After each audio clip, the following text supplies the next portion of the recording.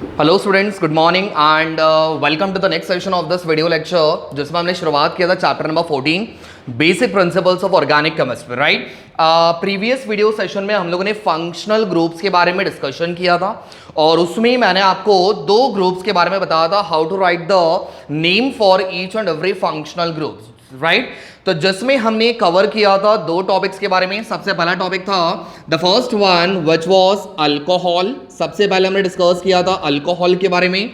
Second हमने discuss किया था अल्डिहाइड के बारे में, इसके नेमिंग्स कैसे आप लोगों ने लिखने हैं वो चीज के बारे में हमने डिस्कस किया। इसके फंक्शनल ग्रुप्स कौन से होते हैं ये चीज हमने आइडेंटिफाई किया और उसके बेसिस पे इसका आप लोग नेमिंग सॉल्व कैसे करोगे उसके बारे में भी with some example we have already discussed. Right, so आज हम शुरुआत करेंगे उसी टॉपिक को कंटिन्यू करते हुए आपके तीसरी फंक्शनल ग्रुप के बारे में, which is nothing but ketones. Right, तो अब हम शुरुआत करेंगे कीटोन के बारे में। कीटोन का फंक्शनल ग्रुप क्या होता है, उसका जनरल फॉर्मूला कैसे बनेगा और इसका नेमिंग क्या होगा, what we have to use as a suffix, उसके बारे में अब हम डिस्कस करेंगे। राइट, तो जब आपके स्ट्रक्चर में ketones as a functional group दिखाई दिया, इसका मतलब आपके पास स्ट्रक्चर क्या होना चाहिए, सी डबल बॉन्ड ओ। क्या प्रेजेंट होना चाहिए, C double bond O. Clear, तो स्ट्रक्चर में अगर आपको ये फंक्शनल ग्रुप दिखाई दिया तो समझ जाना ये क्या बन जाएगा, आपका कीटोन्स बनेगा। करेक्ट है। अब इसका जनरल फॉर्मूले के बारे में अगर आप बात करो, राइट, अगर आप इसकी जनरल फॉर्मूले के बारे में बात करो तो इसका जनरल फॉर्मूला क्या बनेगा, R C double bond O dash R. Clear, so this is the general formula for the ketone. Correct है। अब जहां कहीं पे भी आपको स्ट्रक्चर में ये वाला ग्रुप दिखाई दिया तो एज अ सफिक्स आपने किस चीज का इस्तेमाल करना है उसके बारे में अब हम डिस्कस करेंगे। राइट, तो सफिक्स मस्ट बी, जब आपके पास ketone as a functional group present हुआ तब आपको एज अ सफिक्स क्या इस्तेमाल करना है, दैट शुड बी ONE। क्या इस्तेमाल करना है, ONE, दैट इज कीटोन, उसमें से आपका आ गया ONE। क्लियर है। जैसा आपका नेमिंग बनेगा प्रोपेनोन, ब्यूटेनोन, पेंटेनोन, इस तरीके से। ठीक है, तो सफिक्स हमेशा याद रखना यहां पे क्या इस्तेमाल होगा, दैट इज ONE। क्लियर, चलो लेट्स हैव सम एग्जांपल। कुछ एग्जांपल लेके मैं आपको सॉल्व करके बता रहा हूं इसका नेमिंग कैसे बनेगा। ठीक है, सबसे पहले आर की जगह पे मैंने एग्जांपल लिया हुआ CH3। क्लियर, यहां पे आ जाएगा सी डबल बॉन्ड ओ और यहां पे आ जाएगा CH3। राइट, चलो अब इसका सबसे पहले मैं आपको कॉमन नेमिंग बता रहा हूं। इसके दो नेमिंग्स होते हैं, एक कॉमन नेमिंग और एक इसका IUPAC नेमिंग। तो शुरुआत करेंगे कॉमन नेमिंग से, फिर उसके बाद जाएंगे हम लोग IUPAC नेमिंग के ऊपर। ठीक है, चलो सबसे पहले स्ट्रक्चर में मुझे बताना यहां पे सेंटर में कौन सा फंक्शनल ग्रुप दिखाई दे रहा है, कीटोन। तो लास्ट में आपने यहां पे लिखना है कीटोन। क्लियर, समझ में आ गया। चलो अब मुझे बताना राइट साइड में दिया हुआ है CH3, लेफ्ट साइड में दिया हुआ है CH3। CH3 का मतलब बनेगा मिथाइल, तो यहां पे मैंने लिख दिया मिथाइल। क्लियर, CH3 मेरे पास कितनी बार दिया हुआ है, 2 बार, तो इसके आगे आपने लगाना है डाई, तो इसका नेमिंग बनेगा डाइमिथाइल कीटोन। अब ये नेमिंग कौन सा हुआ, कॉमन नेमिंग हुआ। करेक्ट है। वरस अगर आप इसका IUPAC नेमिंग अगर आप देना चाहते हो तो इसका IUPAC नेमिंग कैसे आएगा। ठीक है, तो IUPAC naming will be, check करना कितने कार्बन है मेरे पास, 3 कार्बन को एक्चुअल में आप क्या कहोगे, प्रोप। करेक्ट है। सब जगह में सिंगल बॉन्ड दिया हुआ है, इसका मतलब यहां पे आ जाएगा ANA। अब जरा चेक करना मेरे पास यहां पे फंक्शनल ग्रुप क्या दिया हुआ है, दैट इज कीटोन। तो कीटोन बोला मतलब E को निकाल के आप उसकी जगह पे क्या लगाओगे, ONE लगाओगे। अब सर ने यहां पे बीच में गैप छोड़ा हुआ है, यस और नो, आपको यहां पे गैप दिख रहा है। अब ये गैप क्यों छोड़ा हुआ है, तो यहां पे आपका नंबर लिखना होता है। कौन सा नंबर, तो डबल बॉन्ड O कौन सी कार्बन पे प्रेजेंट है उस नंबर को, उस कार्बन के नंबर को आपको रिप्रेजेंट करना होता है। तो आप नंबरिंग कहीं से भी दो, नंबरिंग इस हिसाब से होना चाहिए that it should be a lowest number. Clear, तो इस केस में आप नंबरिंग कहीं से भी दोगे तो भी चलेगा। अगर मैंने नंबरिंग यहां से दिया, ये बन जाएगा 1, ये बन जाएगा 2 और ये बन जाएगा 3। सिमिलरली अगर आप नंबरिंग यहां से करते हो तो ये बनेगा 1, ये बनेगा 2 और ये बनेगा 3। क्लियर, तो कहीं से भी नंबरिंग करो इसको सेकेंड नंबर ही आने वाला है। क्लियर है, तो यहां पे आ जाएगा आपका नंबर 2। क्लियर? यहां पे डैश और यहां पे डैश, तो इसका IUPAC नेमिंग बनेगा propane 2 one. Is that clear? समझ में आ गया? चलो moving on to the next example. एक और एग्जांपल यहां पे बता रहा हूं बिकॉज जितने एग्जांपल आप ज्यादा प्रैक्टिस करोगे उतना आपके लिए बेनिफिशियल होगा। ठीक है, चलो एक और एग्जांपल लेते हैं। मान लो मैंने यहां पे लिया हुआ है CH3, यहां पे लिया हुआ है CH2, यहां पे लिया हुआ है CH3, यहां पे आ गया CH3। करेक्ट है? C double bond O CH3। ठीक है, सबसे पहले आप आइडेंटिफाई करो ये कौन सी टाइप का कीटोन है। सबसे पहले चीज याद रखो स्टूडेंट्स, कीटोन्स दो तरीके के होते हैं, एक होता है सिंपल कीटोन और एक होता है mixed ketone. Clear? Simple ketone बोला मतलब दोनों साइड की अल्काइल ग्रुप सिमिलर होनी चाहिए। करेक्ट है? अगर मेरे पास यहां पे राइट में CH3 दिया हुआ है तो लेफ्ट में भी क्या होना चाहिए? CH3 होना चाहिए। अगर ये दोनों ग्रुप सिमिलर हुए तो आप इसको बोलते हो सिंपल कीटोन। क्या कहोगे? Simple ketone. वेयरएज अगर ये दोनों साइड के ग्रुप्स अगर डिफरेंट हुए, यहां पे दिया हुआ है CH3 और यहां पे दिया हुआ है C2H5 पूरा मिला के, बराबर, तो ये बन जाएगा आपका मिक्स्ड कीटोन। क्लियर? समझ में आ गया? तो याद रखना सिंपल और एक मिक्स। क्लियर? चलो अब इसका नेमिंग करेंगे। सबसे पहले कॉमन नेमिंग। ठीक, चलो अब इसका कॉमन नेमिंग कैसे करना है। सबसे पहले मुझे बताना स्टूडेंट्स यहां पे कौन सा फंक्शनल ग्रुप दिख रहा है? कीटोन। तो लास्ट में आपको यहां पे लगाना है कीटोन। Is that clear? अब सारे बच्चों के पास ये आंसर। ठीक है, चलो अब मुझे बताओ राइट में क्या दिया हुआ है? CH3। CH3 को हम लोग क्या कहेंगे? मिथाइल। ठीक है, चलो लेफ्ट साइड पे मेरे पास क्या दिया हुआ है? CH3 CH2 दोनों मिला के क्या बनाएंगे? C2H5। तो इसका नेमिंग क्या बनेगा? इथाइल। ठीक है ना? अब दोनों में से पहले किसको लिखना है? पहले मेरे पास दिया हुआ है इथाइल, उसके बाद दिया हुआ है मिथाइल। अब दोनों में से पहले कौन आएगा? तो यहां पे बिल्कुल कंफ्यूजन मत करना मत, दोनों में से उस ग्रुप का नाम सबसे पहले लिखोगे जो अल्फाबेटिकली पहले आता है। ठीक है, तो मुझे बताओ यहां पे दिया हुआ है E और यहां पे दिया हुआ है M, तो अल्फाबेटिकली पहले कौन आएगा? E आएगा कि M आएगा? सो of course the answer is E। तो शुरुआत करोगे सबसे पहले इथाइल, फिर उसके बाद आपको लिखना है मिथाइल। क्लियर? तो इसका नेमिंग बनेगा इथाइल मिथाइल कीटोन। ठीक है, अब ये कौन सा नेमिंग हुआ? कॉमन नेमिंग हुआ। अब इसका हमें IUPAC नेमिंग सॉल्व करना है। ठीक, चलो तो IUPAC नेमिंग क्या बनेगा इसका? एकदम सिंपल, फटाफट बोलना। कितने कार्बन है? 1 2 3 4। सो 4 कार्बन को हमने क्या कहा था? That was butane. करेक्ट है? 4 कार्बन ब्यूटेन। अब मुझे बताओ फंक्शनल ग्रुप क्या दिया हुआ है? कीटोन, मतलब E को निकाल के आपने क्या लगाना है? ONE को लगाना है। ठीक है, समझ में आ गया?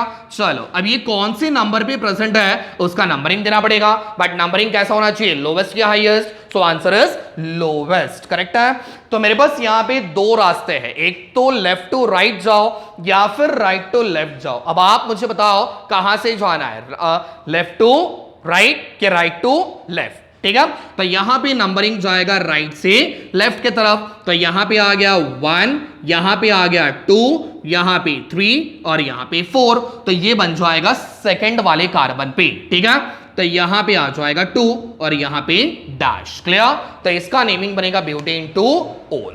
सो आई होप आपको समझ में आ गया होगा। मैंने एक एग्जांपल सिंपल वाले का बता और एक एग्जांपल मैंने मिक्स्ड वाले का भी बता दिया। ठीक है, चलो let's move on to the next one. Ketone के बारे में कंप्लीट हो गया। अब हम शुरुआत करेंगे नेक्स्ट फंक्शनल ग्रुप के बारे में जिसका नाम दिया हुआ है बहुत ही ज्यादा famous functional group which was nothing but carboxylic acid, right? हमने अल्कोहल्स कंप्लीट किया, अल्डिहाइड भी कंप्लीट कर लिया, अब कीटोन्स भी हो गया। अब लास्ट हमारे पास यहां पे आज हम पढ़ेंगे which was carboxylic acid और इसके बाद मैं कुछ क्वेश्चंस आपको देने वाला हूं, उसके नेमिंग्स आपने मुझे सॉल्व करके बताना है। ठीक है, चलो तो फोर्थ वन कार्बोक्सिलिक एसिड के बारे में पढ़ते हैं। ठीक है, which is very dangerous compound, which is very acidic. Clear? चलो कार्बोक्सिलिक एसिड का सबसे पहले फंक्शनल ग्रुप क्या बनेगा? COOH। करेक्ट है? या फिर आप इसको लिख सकते हो C double bond O dash OH। Correct है? दोनों में से कोई भी फंक्शनल ग्रुप आप प्रेफर कर सकते हो। ठीक है, चलो अब इसके जनरल फॉर्मूले के बारे में बात करेंगे। तो इसका जनरल फॉर्मूला क्या बनेगा स्टूडेंट? फटाफट, सबसे पहले R single bond COOH। Correct है? या फिर इस वाले फॉर्म में लिखोगे तो भी चलेगा, कोई डिफिकल्टीज नहीं आने वाली। ठीक है, चलो अब यहां पे आपका सफिक्स क्या इस्तेमाल करोगे? सफिक्स क्या होना चाहिए यहां पे? जब आपके स्ट्रक्चर में carboxylic acid as a functional group दिखाई दिया तो इसका सफिक्स क्या लगाओगे? तो suffix must be OIC acid. ठीक है, मैं इसको पढ़ता हूं oic acid, that is OIC acid. Clear, समझ में आ गया? तो जहां भी आपको ये वाला फंक्शनल ग्रुप दिखाई दिया तो एज अ सफिक्स आपको क्या इस्तेमाल करना है? OIC एसिड, ये आपको इस्तेमाल करना है। ठीक है, चलो विदाउट वेस्टिंग टाइम फटाफट एग्जांपल की शुरुआत कर लेंगे।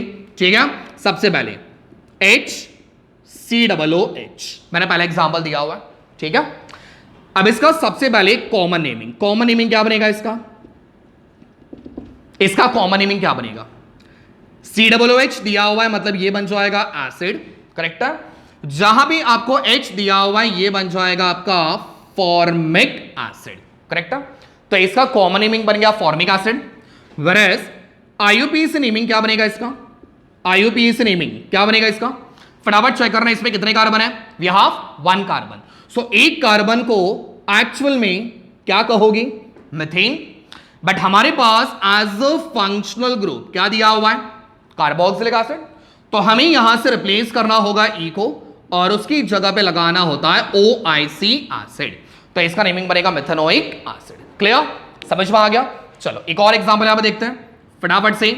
यहां पे आ जाएगा CH3, यहां पे आ गया COOH, करेक्ट है।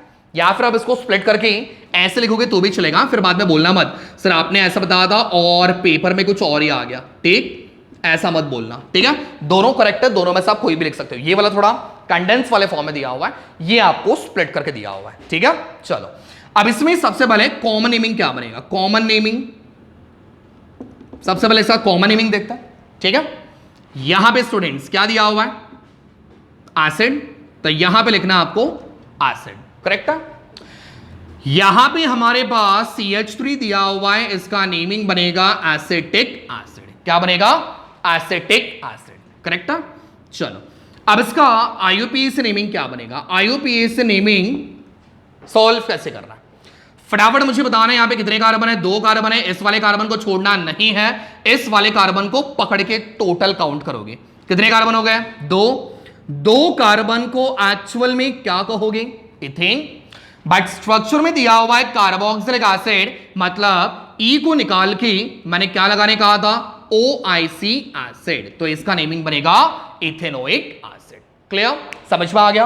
तो इस तरीके से आपने कोई भी फंक्शनल ग्रुप का नेमिंग्स आप लोगों ने सॉल्व कर रहे हैं। ठीक है, तो आज हमने 2 चीजों के बारे में कंप्लीट किया। एकदम आराम से आपके वीडियोस को हम लोग कंटिन्यू करेंगे, पूरा एक ही वीडियो में मैं आपको बर्डन नहीं डाल रहा हूं। तो आज आपने दोनों फंक्शनल ग्रुप के बारे में कंप्लीट करना है एंड प्लस यहां पे मैं कुछ एग्जाम्पल देने वाला हूं, उस एग्जाम्पल को सॉल्व करके आपने मुझे इसका आंसर कमेंट सेक्शन में बताओगे या फिर पर्सनली मैसेज करोगे तो भी चलेगा। ठीक है, बट मेक श्योर आज के आज ये वाला चीज कंप्लीट कर दोगे। ठीक है, पॉज करो। ओके, सो स्टूडेंट्स यहां पे मैंने कुछ क्वेश्चंस आपको दिए हुए हैं, कुछ स्ट्रक्चर्स मैंने आपको यहां पे बना के दिए हुए हैं। ये स्ट्रक्चर्स के आपको IUPAC नेमिंग सॉल्व करना है। Clear, mark my words, IUPAC common naming आपको बताना नहीं है, सिर्फ you have to do the IUPAC naming.